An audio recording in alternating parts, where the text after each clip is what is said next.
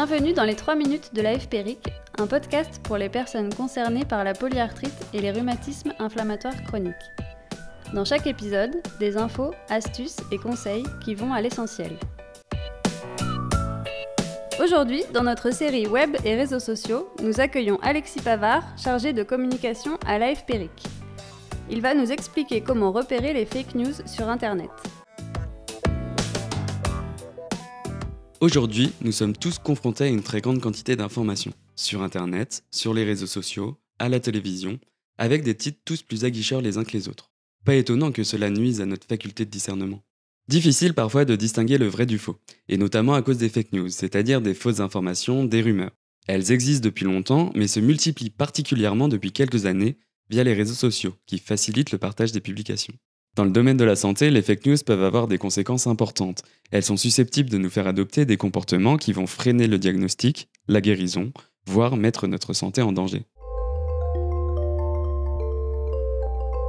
Première question, qui est l'auteur de l'article ? Est-ce un journaliste, un médecin ? Est-il expert sur le sujet ? Est-il légitime ?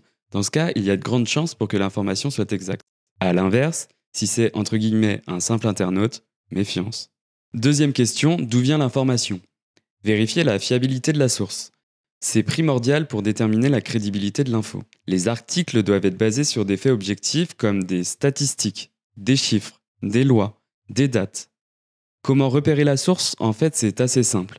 Elle est souvent en lien dans l'article ou en dessous de celui-ci. Autre chose, attention aux informations hors contexte. Parfois, les phrases citées ou les photos publiées sont bien réelles mais ont été tronquées, sorties de leur contexte ou datent d'il y a plusieurs années. C'est une manipulation de l'information très répandue. Troisième question, de quand date l'information ? Regardez si la date de rédaction ou de mise à jour de l'article est récente, pour savoir si l'info est encore d'actualité. Quatrième question, quels sont les objectifs de l'auteur et du site ? Le site souhaite-t-il informer, relayer une information exacte, officielle, ou bien est-ce un article sponsorisé, un post qui veut vendre quelque chose, ou un texte militant ? Dans ces cas-là, il risque de manquer d'objectivité, de transparence. Quant aux articles qui veulent convaincre, manipuler, faire peur, faire le buzz, ils sont susceptibles de contenir des informations qui ne sont pas vraies, ou alors tellement altérées qu'elles ne reflètent pas la réalité. Cinquième question, l'information a-t-elle été publiée sur d'autres sites ? Comparez et croisez les sources pour voir si l'info est présente sur d'autres plateformes, et comment elle est traitée ailleurs. Si personne d'autre n'en parle, ce n'est pas bon signe.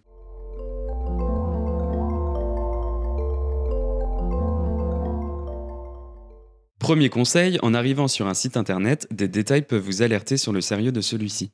Structure, ergonomie, clarté de la langue, publicité, autant d'éléments qui peuvent être révélateurs de la crédibilité des informations. Deuxième conseil, pour éviter les fake news, consultez des sites validés par les institutions publiques, par les sociétés savantes et par les associations de patients. Troisième conseil, restez prudent en lisant les commentaires sur les réseaux sociaux, Facebook par exemple, ou sur les forums. Il s'agit de témoignages, d'opinions, et non pas de données scientifiques. N'importe qui peut se cacher derrière l'internaute. Quatrième conseil, une information obtenue en ligne ne remplace pas une consultation chez votre rhumatologue. Il est important d'en discuter avec lui. Et surtout, gardez un esprit critique.